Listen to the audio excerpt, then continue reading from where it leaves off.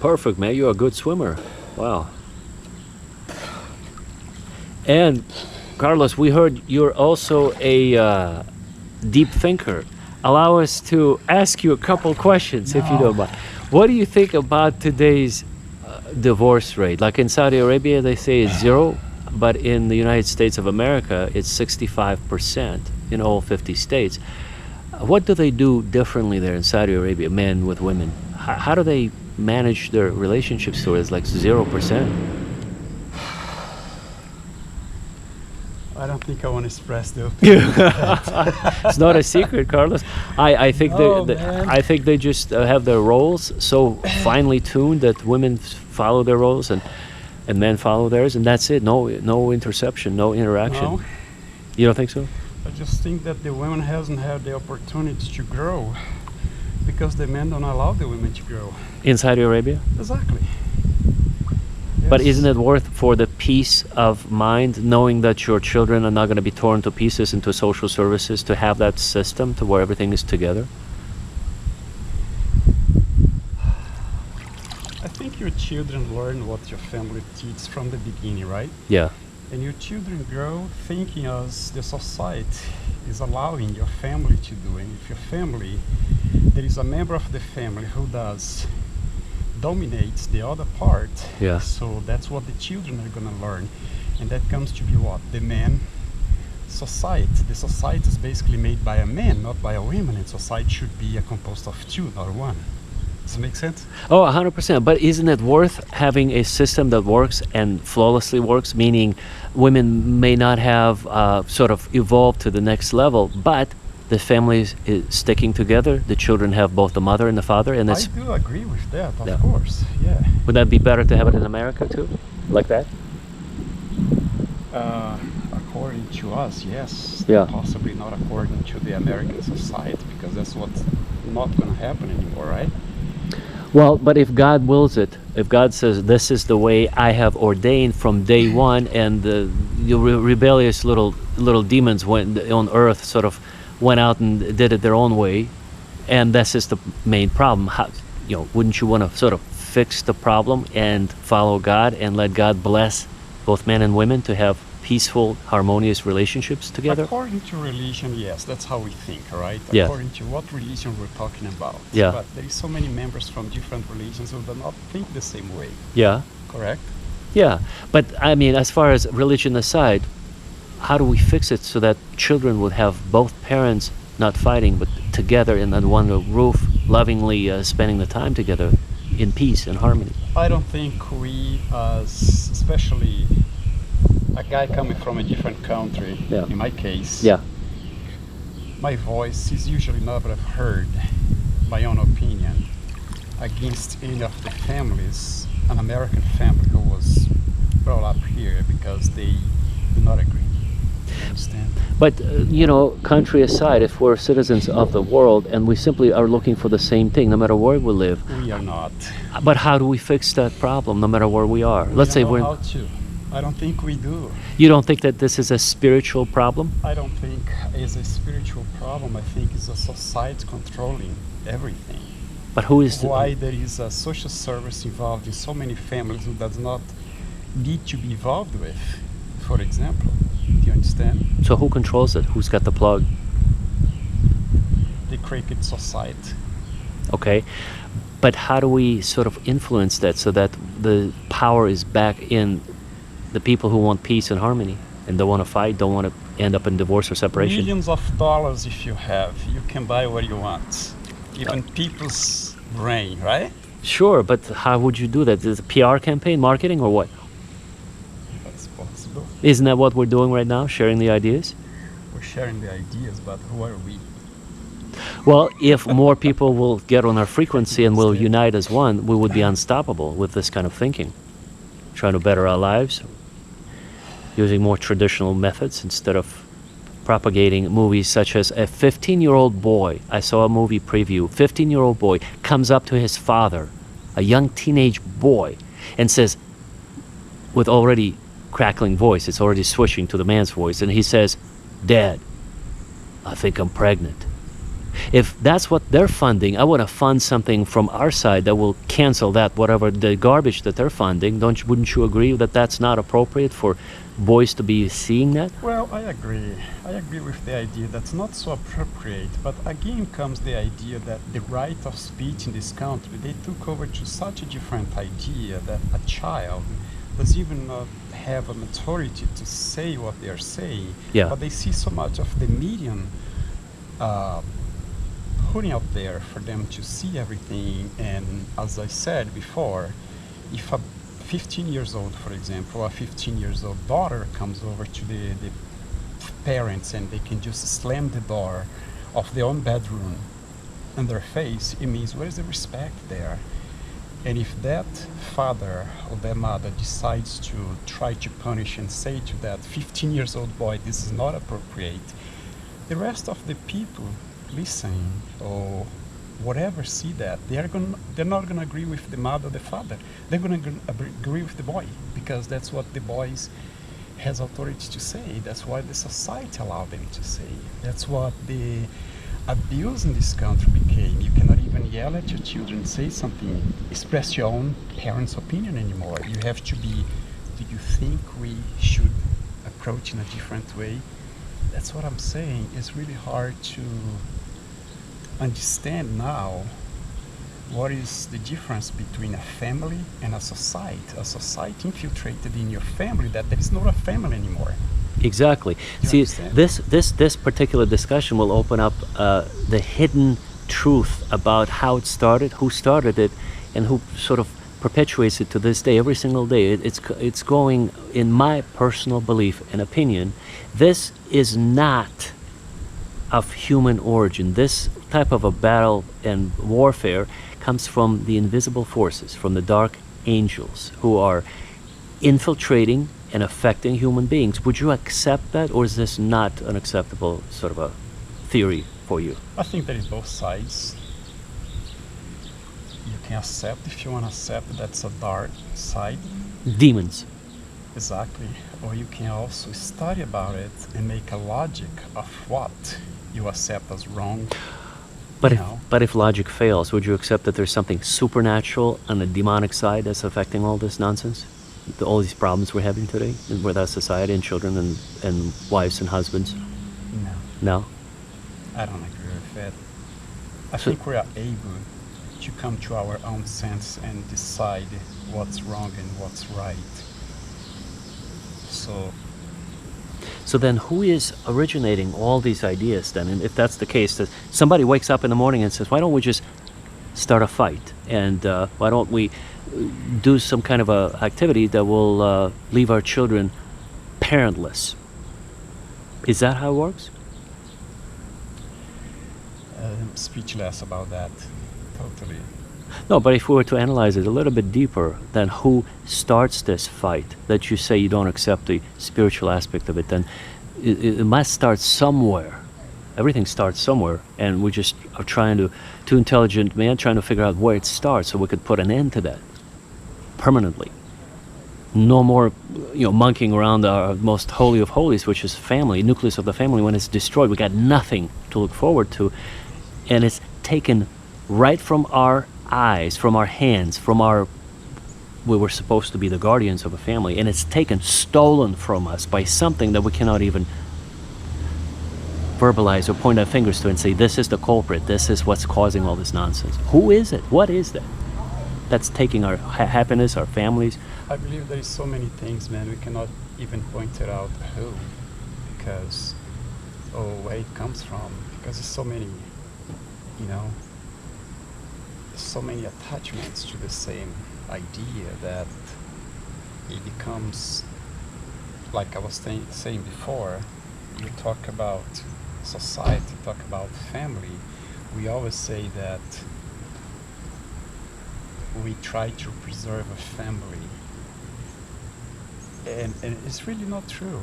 It's just more like a matter of what you decide at that moment. You go to a court, and in the court there is a judge who never have a kid, who never deal with any kind of kids, but the books define to them what they need to do, and then they destroy a whole family there because, That's what they believe. That's what the book tells them. But how many people wrote those books, and how many? What is in that book that's so important to see against a family who son or daughter needs a father and a mother together at the same time? Is that a matter of having a family together if they give in the right to one of them and the other one not? What happened to that father who works day and night and try to bring to the family every single day his whatever love and condition of providing for the family, and then suddenly he's out of the family, out of those kids, for example? Is that a matter of keeping family together? I don't agree either. You understand? That's why I think we don't have power to say this is coming from an external force, this is coming from a dark side. No, this is coming from us, all of us. We create all this. I don't want it. I don't create this. So I disagree. I don't propagate it. I don't allow it near me. Anywhere 5 feet, if I had the full power, I would actually exterminate those people who bring that kind of thinking. And that's why around me are only like-minded people who fear God, who follow God, who love God, and who want to propagate everything that's good and right. And I don't tolerate anything that's negative, that's demonic. I'll tell you what, the word God, I think, is placed in many different ways. I face God in one way, you might face in a different way, and some other people doesn't even agree that he's a God. So what is the word God? Allah? The engineer of our reality, the engineer, the architect. Yeah. The person, the entity who put it all together, who That's made what us. you believe, that's what I might believe, Yep. that's what somebody else doesn't even have a clue. Well, it's their problem that we're going to try to fix, because you see, their problem of not believing what we believe causes us grief. Our children, our wives are being torn from us, and we must take care of business in such a way that we will stay together and our families will not be torn to pieces because of somebody's ignorance. We need to propagate this message to as many people, I believe, as possible, so that more people will be on the same wavelength. How do we keep the family together? How do we protect the nucleus of the family? I believe the two parents should always be synchronized, like always talk to each other and see what's best for themselves and for their own family, instead of throwing everything out to the public, out to the court, out to the police, and the world comes into your house instead of you trying to solve that little problem in the house when you have it. That's basically what I think. When I was fighting with my wife, I would get away for a little while, go to a restaurant and see the same waitress I saw the day before, the week before, and very strangely, on those days when I would fight with my wife, we had big fights, she would give me her phone number, her address, and she would tell me, come to an after party, not just a party, but an after party. You're cordially invited. Will you come? Now, to call it a coincidence, I don't think so. I've seen many crazy things in my life, but not like that. Not like 3 times in a row, a different waitress that's very good looking would give me all of her information on the day when I would be fighting with my wife at home. And I knew, having just a bit of spiritual wisdom, I knew this is demonic influence. Somebody's trying to entice me to make the situation even worse. So I would not take up on that offer. But had I not known, had I not had that background, I would say, sure, let's go party. So do you believe that was from the dark side? Or do you believe this was just a coincidence? She just wanted to invite me? I think that probably a dark side on top of you playing you around to see if you can get or not. Yeah. That could be a dark side. So then you believe in a dark side, personally? In some ways, yes. I don't just believe in what I see, but I believe in external forces, Where does your belief stop? Where do you say, no, this I don't go further than that? So if you believe that the waitress was going to entice me, it's not her, but it's the demons. Where does your belief system stop and tell you, this is it, this is where I don't believe in that anymore? So where does it stop? Where's that boundary? I think the boundary is in yourself. Is your acceptance or not, basically. Interesting. So you really... This is still a tryout on yourself. You were the one who had the fight. You were the one who came to the place. Yeah. You were the one who accepted to get a phone number and to be invited. You can cut that out before you leave the house. can do something else. No, cannot talk to that I didn't person. know I was going to be offered the number. I'm saying I didn't take up on the offer. I didn't Right. go to that party. Right. That's why I think the power is following you and not her. Well, maybe that was just a testing me, but Exactly. but on a grander scheme, if there are so many other people who don't even know about these tests, they just take up on the offer. They would probably say, "Thank God, I got this offer to go to an after party." You see, in other words, they're not educated enough in a spiritual realm to understand the visitation, that this is demonic, this is good. They are got the messages confused, crossed. And that's the message of my ministry here today, is to do everything possible to educate the people in the spiritual realm, to help them understand that their words, 90% of inside their heads is not from them, it's from the other side. Somebody else, a person or a demon, had put those thoughts in there. You don't think so? I don't think it's a demon. Who is it then? I think it's still a power within yourself. A good person walking down the street has a wife, has two beautiful children, and then all of a sudden he turns into a bloody murderer, kills his wife, his children, goes out on a rampage and kills 100 different other people. Do you think that's just he decided to do that all of a sudden? There's a case like that in Chicago, Illinois. I would say that probably it comes up to the power, as you say, Of the dark demon. force. Okay. Right. That would be something to the extreme, you understand? That is not like something that you are really trying to control right there. But Okay. as getting out of your home and accepting somebody else's invitation, that's up to you. So you're saying that's too petty. If just one couple gets a divorce, that's too petty for a demon to be involved. A guy kills 150 people, that's a demon. A woman gets under the influence of demonic force and she causes a divorce, and it's just two people just disagreement. That's too petty. Probably not a demon. Is that what you think? I agree. So then, where's that line? Where is the demon? And where is it? So if people get brutally murdered, that's a demon involved. If it's just a divorce, it's probably not a demon. I do think that if you were able to live with somebody for so many years of your life, doesn't matter, maybe a year or 2 or 3, there was an attraction there. There was a beauty in each side that you could see that. Yeah. And where is the demon at that time? Okay, let me offer a theory here for you. Just like in the army, there are ranks. There's the general, there's the private, and they're not the same. The same thing is happening in the spiritual world, where there are different ranks, hierarchy of demons. So there is a demon that starts a war. World War I was started by a demon, World War II was started by a demon. And those are the different rankings. It's the highest ranking demon. And there is a demon that makes a person lust after another person, or steal something from another person, or commit adultery, or fornication, sex outside of marriage, or some other sort of a act. And because it's a lower ranking demon, it doesn't necessarily mean we should sort of say it's not a demon, it's just a person. It's just a camouflage. It's a way of them fooling us, deceiving us. You don't believe in that ranking system, that it's just a lower ranking I believe demon? in the ranking system. Yes, I So do. you accept that? Yeah, the more power you have, the more you think you have. And you can be accepted as demon or not. You can still fake that is a demon, but I still think in each one of us we have a certain power that we can fake if it's a demon or not. You understand? In the case of ranking, you're already talking about a ranking. You are higher than other, right? So you feel that you have more.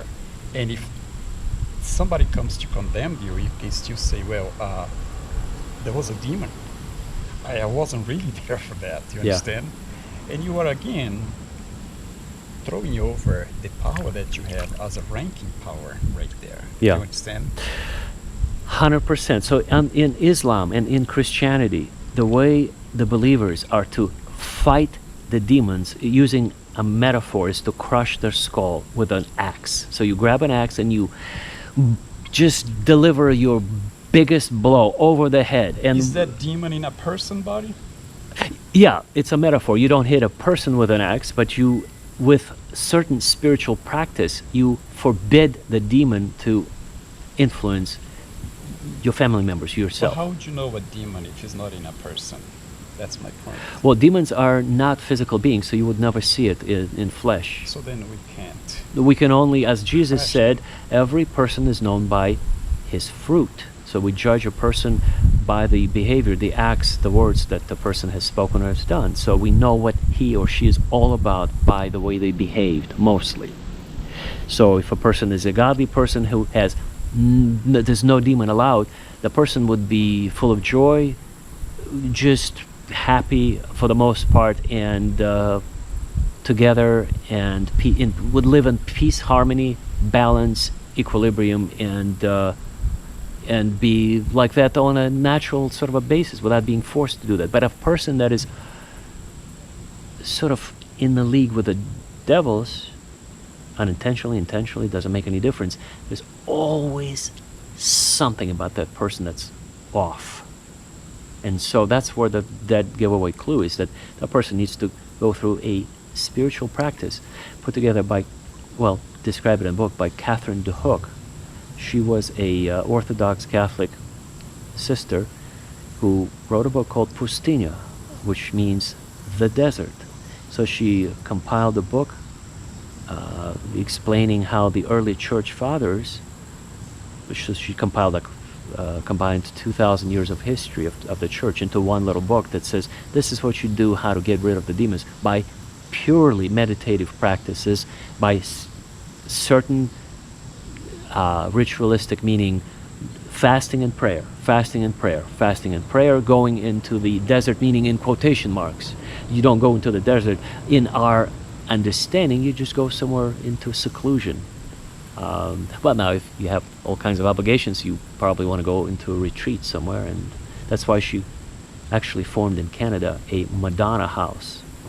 It's an apostolate where you rent a cabin, and there's nothing but a candle, a Bible, or a Quran, and water. There's no food. Nothing is allowed.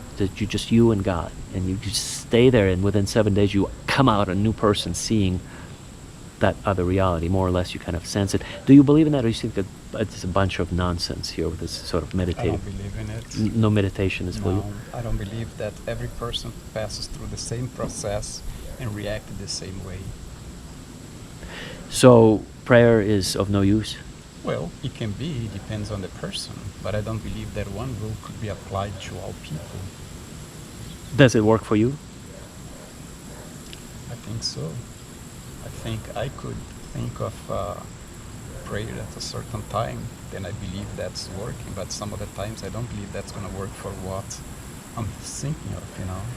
Jesus walked on the water, it says so. And when Peter saw him walking on the water, he got afraid. And Jesus said, don't worry, it is I. He says, well, if it's you, command me, and I would like to go in the water too. He says, so come. And Peter started walking, and he saw the wind, and he got afraid. Do you believe in that, or do you think that's just a story in the Bible, in the New Testament? I know I believe in many things on the Bible, but I don't believe 100% on the Bible that has been, like I said, written many times.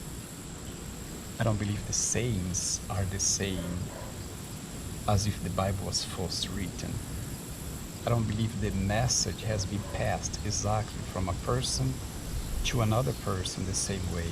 Everybody who reads the Bible, they might receive the message in a different way. So walking on the water, I kind of believe somehow, but I don't believe 100% that, you know,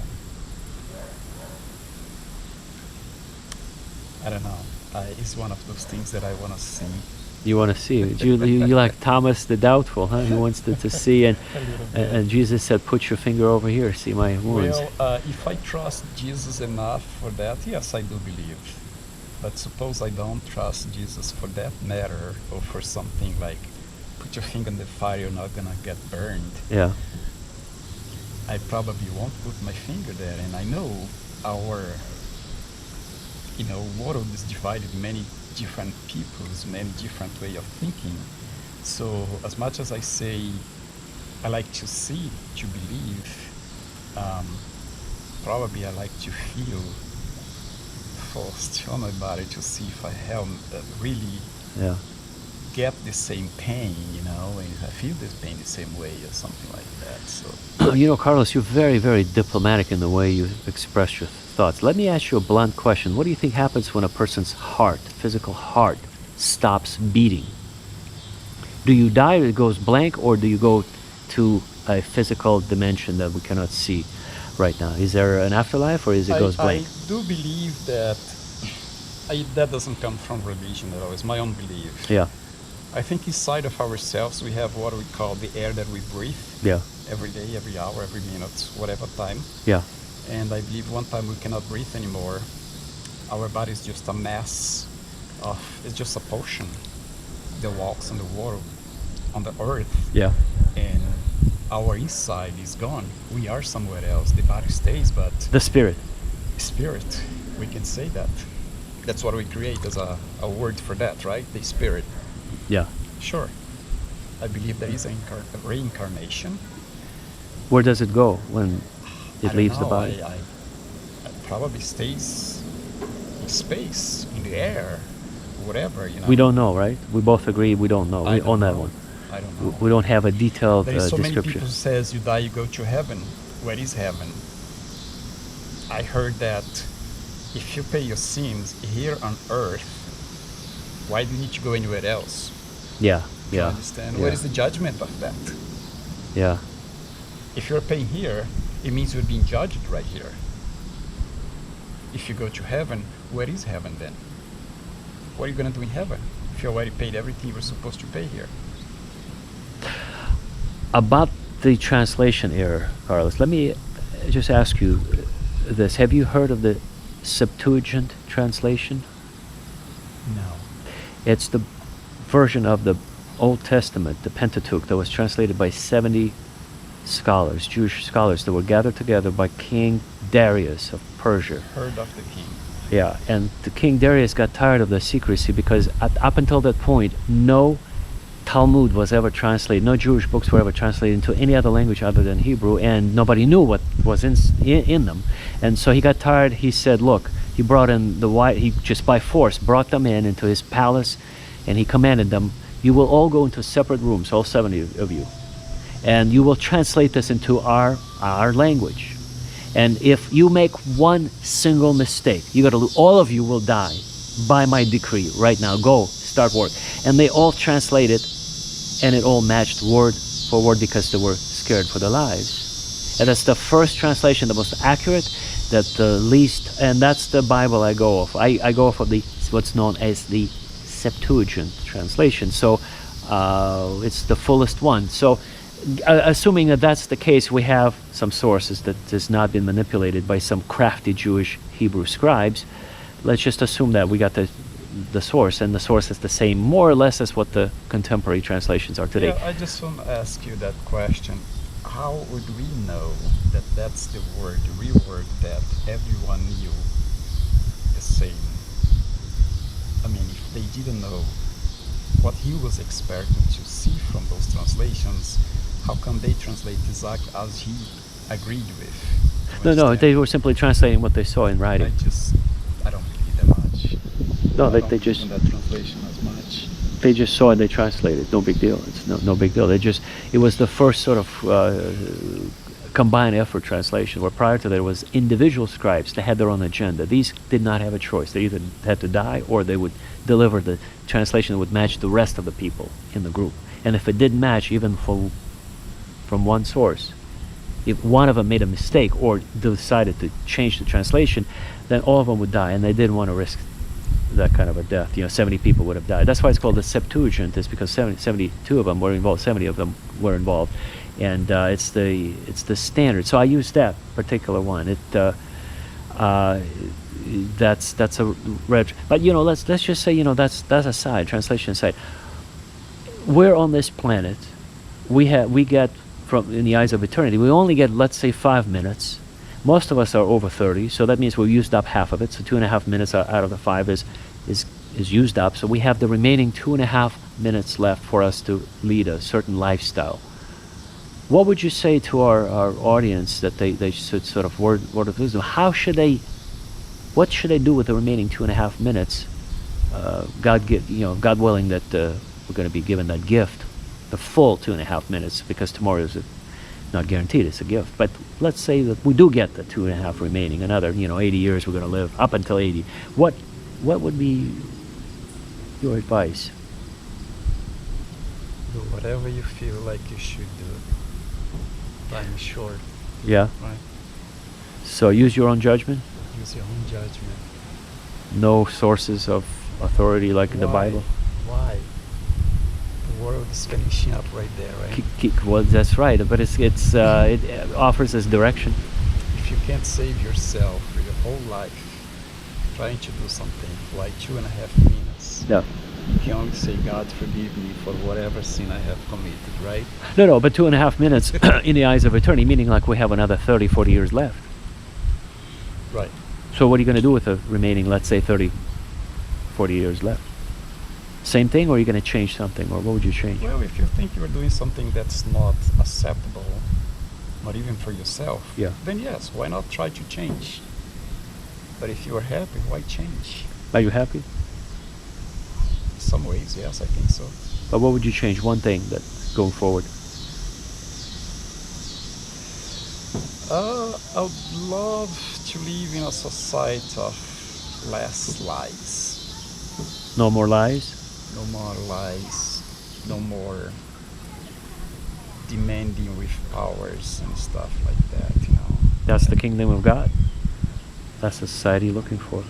And incidentally, communism is the end goal of communism of most socialistic countries is actually the kingdom of God. The pure description is no more money, no more police, because people will be so aware and that would reach such an awareness that would go to work happy without receiving anything in return. So for example, a baker under a communist system, fully evolved communist system, would not receive any money in exchange. The baker would bake the bread while being driven by a streetcar driver or a taxi driver to the work, and in exchange a dentist would give, again, free services in exchange for the bread and for the taxi, right? In other words, it's a perfect utopian society. Communism is actually kind of like the kingdom of God, where everything is perfect.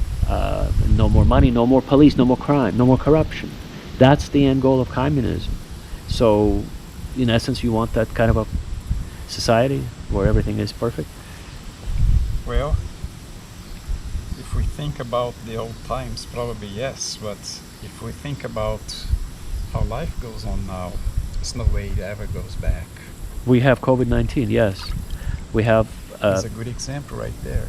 we have COVID-19 that they say is actually the beginning of World War III, which is no longer will be fought with tanks and airplanes, but this biological warfare and economic warfare. Is it economic and biological put into one? That's COVID-19. Yeah. What are your thoughts on that? Is that a possibility, or do you think that's... Yes, I agree. I think it's a possibility. Who launched this war, and against whom? I can't speak up about that. Do you have an idea? No. But since it's global, do you see how it's not easy to sort of point the finger at any given country? It's global.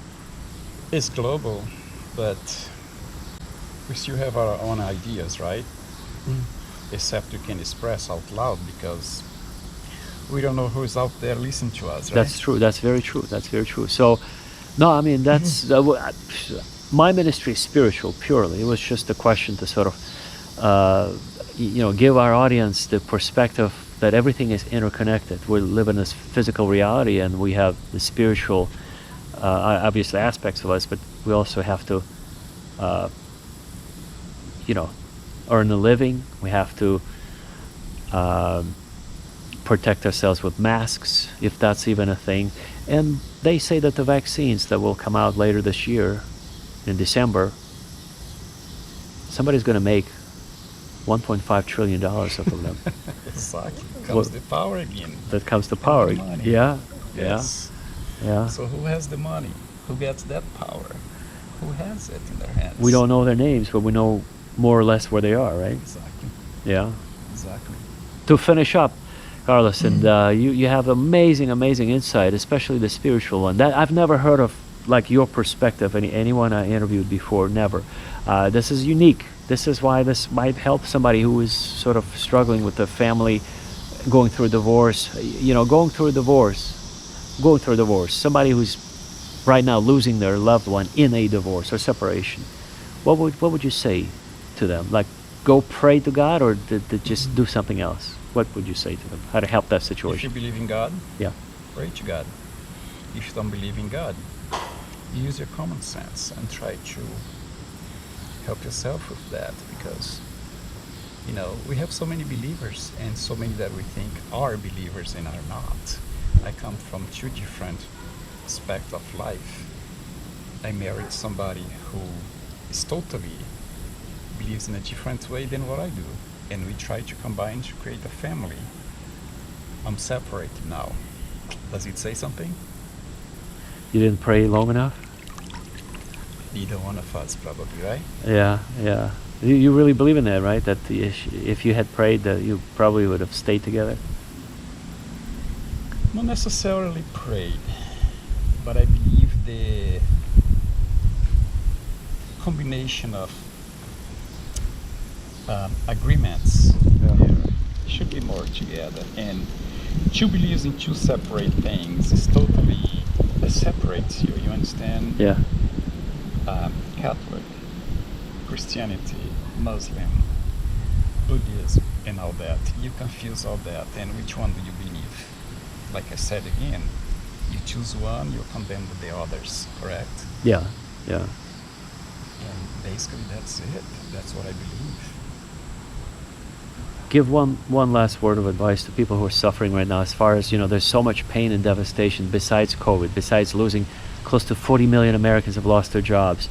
The $600 weekly checks have stopped. When people get hungry, they get violent. So we're about to face the biggest economic, essentially, depression ever, because we have experienced just now 33% reduction in our GDP just in the last few months. 33%. This is unprecedented, unheard of. So in other words, this could turn into a very bloody, violent type of a civil war, type of a aggressive situation here.